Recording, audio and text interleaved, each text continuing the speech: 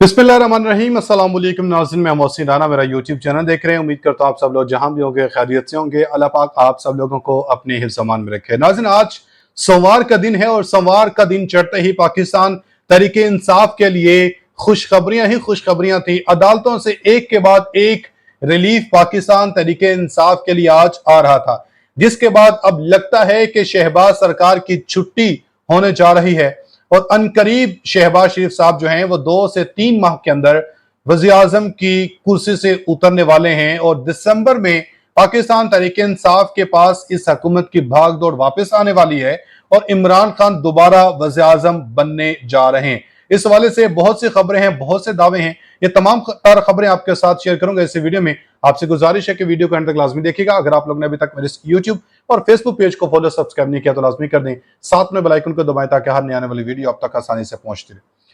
नाज़रीन, आज सोमवार के दिन पाकिस्तान तहरीक इंसाफ को क्या क्या रिलीफ मिला और किस किस अहम तरीन सीनियर रहनुमाओं की जो जमानतें हैं वो कंफर्म बाकायदा की गई हैं।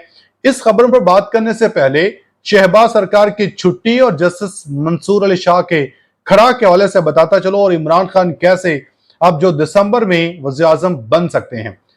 अब चूंकि ना इकराम गुज़श्ता कई दिनों से ये खबरें तो चल रही हैं कि हुकूमत घर जाने वाली है और इमरान खान पाकिस्तान तहरीक इंसाफ वाले जो हैं ये दिसंबर में इस हुकूमत को, इस इक़्तिदार को संभालने वाले हैं।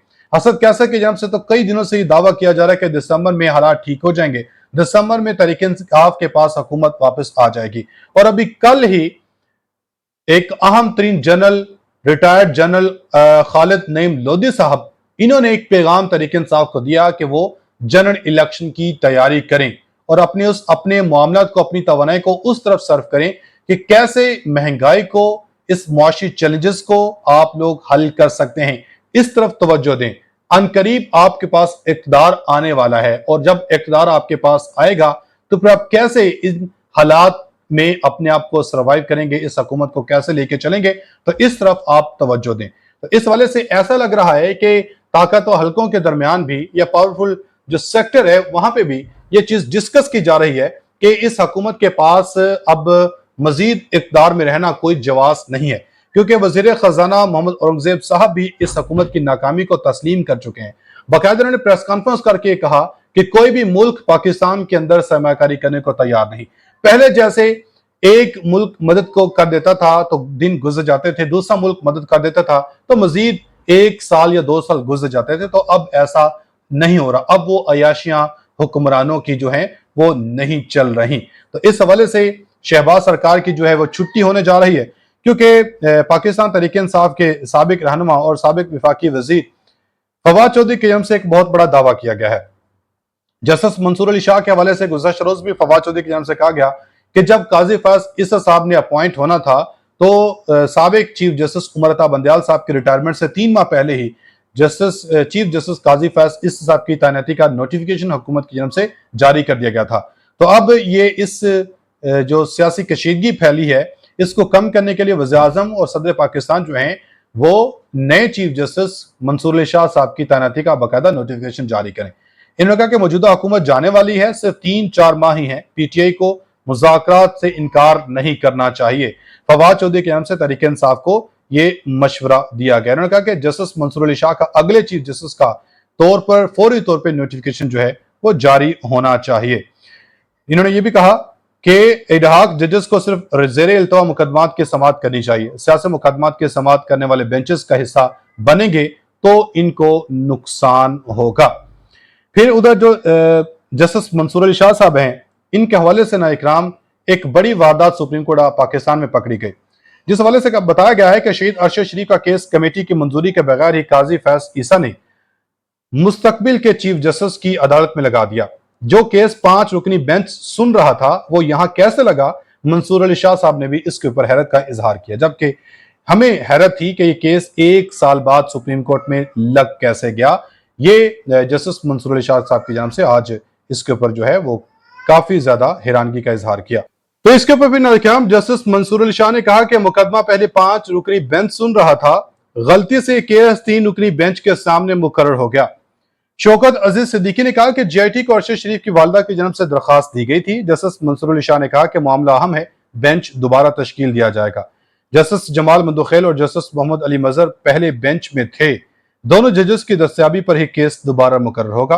अटॉर्नी जनरल ने कहा कि अदालत के सामने बुरी रिपोर्ट्स पेश की गई हैं। मुश्तरका कानूनी मामलात का मसौदा तैयार कर लिया गया है। काबीना के आइंदा इजलास में मंजूरी हो जाएगी। जस्टिस मंसूर अली शाह ने सवाल किया कि क्या कीनिया की अदालत से भी कोई फैसला आया है।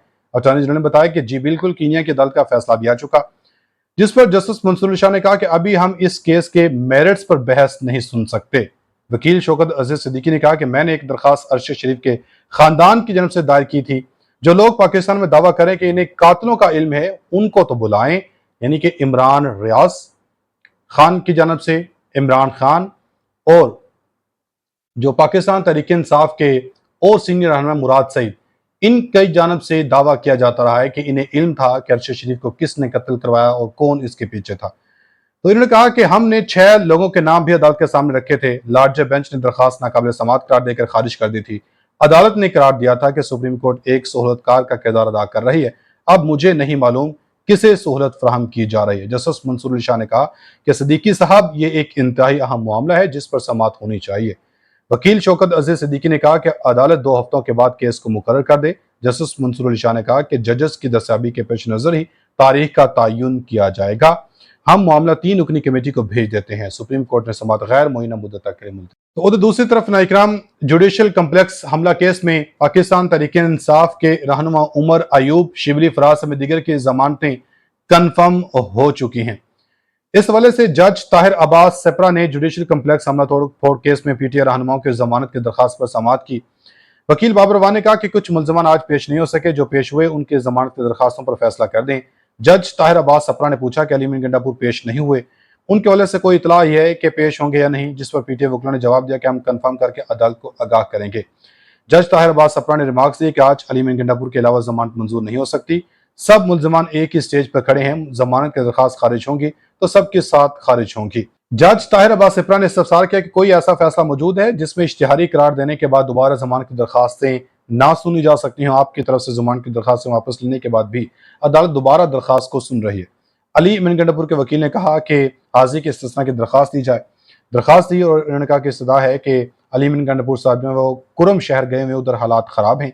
वकील बाबर वान ने कहा कि कल से अदालती छुट्टियां शुरू हो रही हैं, सितंबर तक समाअत मुलतवी कर दें। जज ताहिर अब्बास सेपरा ने पीटीआई वकला को हिदायत की कि जज जिन अदालती फैसलों का हवाला दिया गया वो अदालत को फराहम कर दें। बाद अदालत ने अली मीन गंडापुर की गैर हाजिरी के बायस समाअत 4 सितंबर तक मुलतवी कर दी, मगर उमर अयूब, शिबली फराज समेत दीगर की जमानतें जो हैं वो कन्फर्म कर दी गई हैं। और उधर पीका एक्ट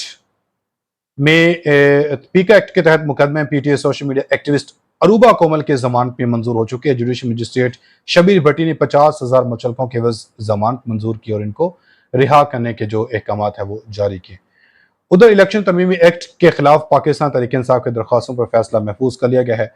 इस्लामाबाद हाईकोर्ट के चीफ जस्टिस आमिर फारूक साहब ने कहा कि कोशिश होगी 1-2 दिन में ही इसका फैसला सुना दिया जाएगा। अब तक इतने अपनी फीडबैक है में लाजमी अपना ख्याल रखें। मिलेंगे अगली वीडियो में, तब तक के लिए अल्लाह हाफिज़।